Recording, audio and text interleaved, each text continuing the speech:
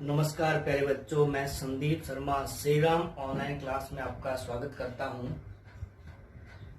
11वीं एग्रीकल्चर की जो क्लासें हैं वो आपकी श्री राम स्कूल में शुरू हो चुकी है। अभी तो फिलहाल ऑनलाइन क्लासें लगेगी आपकी। इसमें जो मेरा जो सब्जेक्ट रहेगा वो रहेगा एग्रीकल्चर बायोलॉजी का। मैं आप लोगों के ध्यान के लिए बता दूं कि जो हमारा जो एग्रीकल्चर का जो पोर्शन है वो पूरा अलग रहता है। उसमें एग्रीकल्चर बायोलॉजी भी अलग रहेगी, केमिस्ट्री भी रहेगी और एग्रीकल्चर जो है वो तो अलग होती ही है। ठीक है, तो मैं आप लोगों को बताऊंगा कि एग्रीकल्चर बायोलॉजी में हम पढ़ेंगे, बायोलॉजी पढ़ेंगे और उसमें आज हम पहला चैप्टर शुरू करने जा रहे हैं। तो सबसे पहले जो आपका जो पहला चैप्टर है उसका जो नाम है वो उसका नाम ही बायोलॉजी रहेगा। पहला जो चैप्टर है उसका नाम है बायोलॉजी, ठीक है, जिसको अपने हिंदी में जीव विज्ञान कहते हैं। जीव विज्ञान, जीव विज्ञान है क्या, इसकी परिभाषा क्या है, ठीक है, क्योंकि यहाँ पर ये जीव है और ये विज्ञान है। आज तक जो पढ़ते आए हो वो आप लोग साइंस पढ़ते आए हो, आज तक आप साइंस पढ़ते आए हो, विज्ञान पढ़ते आए हो। अब हम पढ़ेंगे अलग अलग शाखाओं के बारे में उसकी, मतलब जीव विज्ञान क्या है, जैसे एग्रीकल्चर कृषि विज्ञान क्या होता है, रसायन विज्ञान क्या होता है, इसके बारे में आगे अलग अलग जो आपकी जो कोर्स लगेंगे उनको हमें पढ़ना है। तो इसमें हमारा जो एक कोर्स है वो है हमारा एग्रीकल्चर बायोलॉजी का। तो इसमें इसके बारे में आप लोगों को आप जानते भी होंगे कि विज्ञान क्या है। जो प्रकृति का जो या सिस्टमेटिक जो अध्ययन जो हम करते हैं, क्रमबद्ध तरीके से जो अध्ययन करते हैं उसे हम क्या कहते हैं, विज्ञान कहते हैं। तो अब जो हम पढ़ेंगे आगे इसके क्या लग गया है, जीव लग गया है। तो जीव विज्ञान, जीवों के बारे में हमें जानना है यहाँ पे। तो इसकी मैं परिभाषा आपको बता देता हूँ कि इसकी परिभाषा क्या रहेगी कि विज्ञान की वह शाखा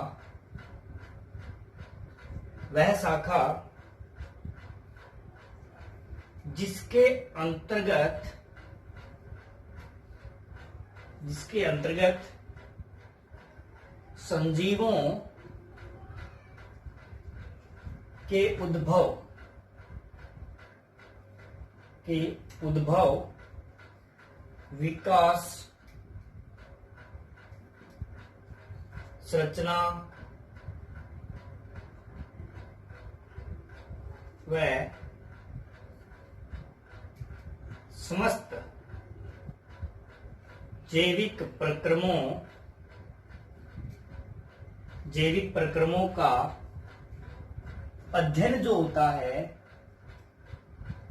अध्ययन को ही हम क्या कहते हैं, बायोलॉजी या जीव विज्ञान कहते हैं। बच्चों आप लोगों को मैं बता देता हूं कि जो बायोलॉजी है, जो जीव विज्ञान है, परिभाषा देखो क्या है कि विज्ञान की वह शाखा है जिसके अंतर्गत संजीवों के उद्भव, विकास, रचना, समस्त जैविक प्रक्रमों का जो क्रमबद्ध जो अध्ययन किया जाएगा वही क्या है, जीव विज्ञान है। क्योंकि जीवों का हम अध्ययन कर रहे हैं तो जीव विज्ञान ही उसको बोलेंगे।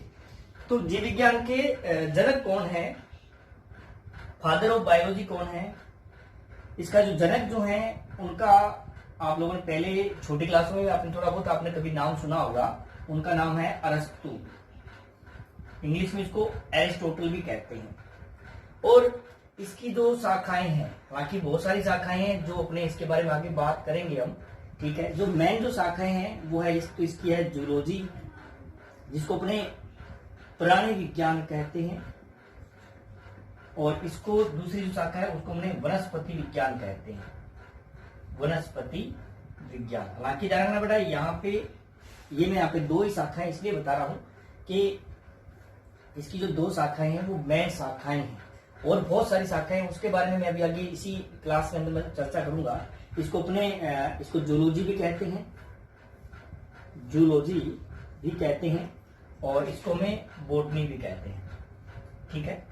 इसके जो जनक है, इसके जनक यही हैं, अरस्तु ही है, और जो इसके जो जनक है वो है थियोफ्रेटस।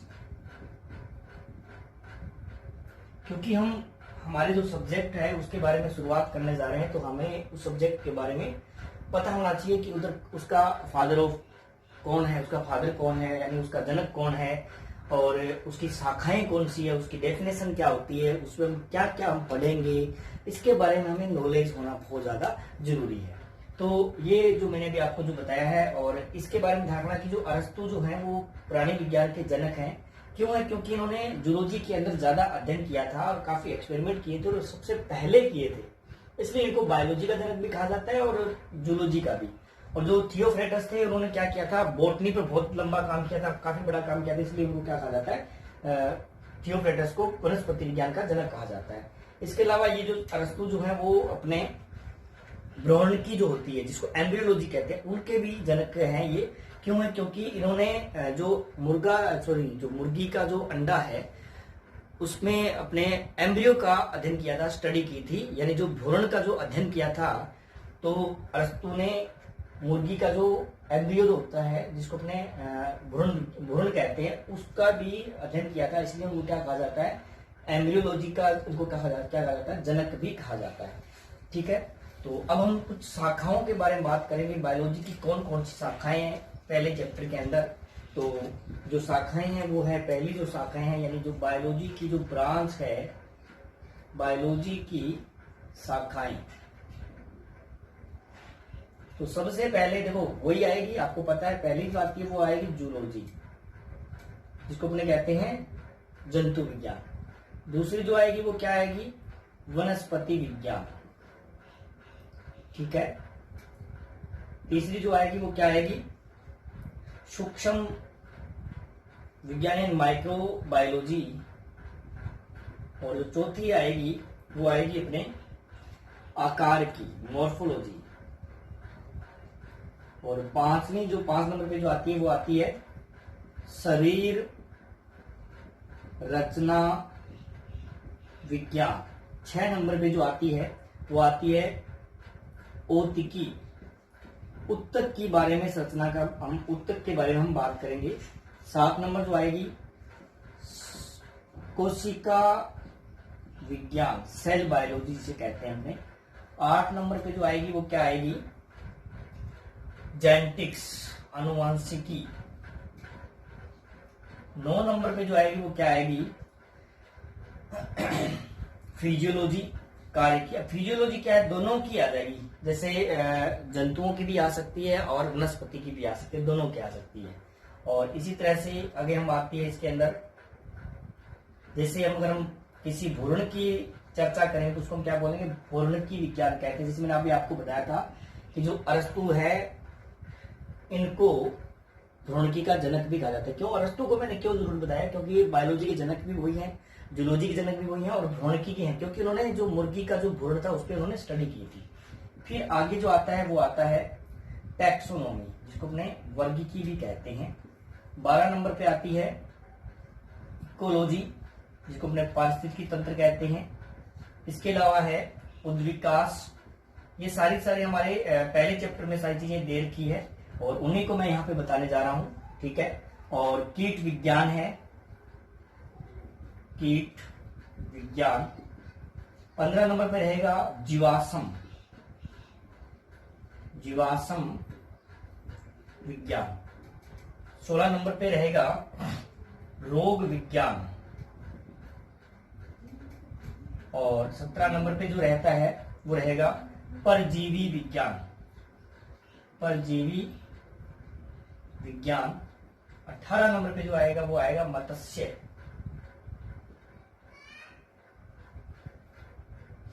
जिसे अपने मछली विज्ञान भी कह सकते हैं, मत्स्य विज्ञान। और 19 नंबर पे आएगा सूत्रकर्मी विज्ञान, सूत्रकर्मी विज्ञान। 20 नंबर पे जो आएगा वो आएगा जैव प्रौद्योगिकी, जिसको अपने बायोटेक्नोलॉजी कहते हैं, जैव प्रौद्योगिकी विज्ञान या जैव प्रौद्योगिकी। और लास्ट जो रहेगा हमारा जैव भूगोल। तो प्यारे बच्चों, इस बायोलॉजी के अंदर ये शाखाएं हैं, इसी को शाखाओं को, इसके अलावा इसमें प्राणी विज्ञान भी है इसके अंदर। यानी सबसे पहले जो मेन शाखाएं वो कौन सी है, मेन शाखाएं आपकी है ये दोनों। इसके अलावा ये एमरोलॉजी भी है, बहुत सारी शाखाएं, टेक्सोनोमी भी है, इकोलॉजी भी है, यानी कीट विज्ञान, जीवाश्म विज्ञान, औद्योगिकी और सेल डिवीजन, ये जितनी भी शाखाएं जो है, इस जितनी भी हमने जो शाखाएं जो हमने पढ़ी है इस सब के बारे में, तो ये जो शाखाएं हैं ये सारी की सारी बायोलॉजी की शाखाएं हैं और इनका हमें अध्ययन करना जरूरी भी होगा, क्योंकि इसके अंतर्गत हम क्या समझ, इसको हम क्या, अगर ये चीज हम नहीं पढ़ेंगे तो हमें बायोलॉजी का जो ज्ञान होगा वो हमारे लिए अधूरा रह जाता है। ठीक है, तो आगे की जो क्लास, जो नेक्स्ट क्लास रहेगी, तो हम इन्हें आगे नेक्स्ट क्लास रहेगी तो हम आगे फिर बायोलॉजी में आगे फिर और चर्चा करेंगे। तब तक के लिए धन्यवाद।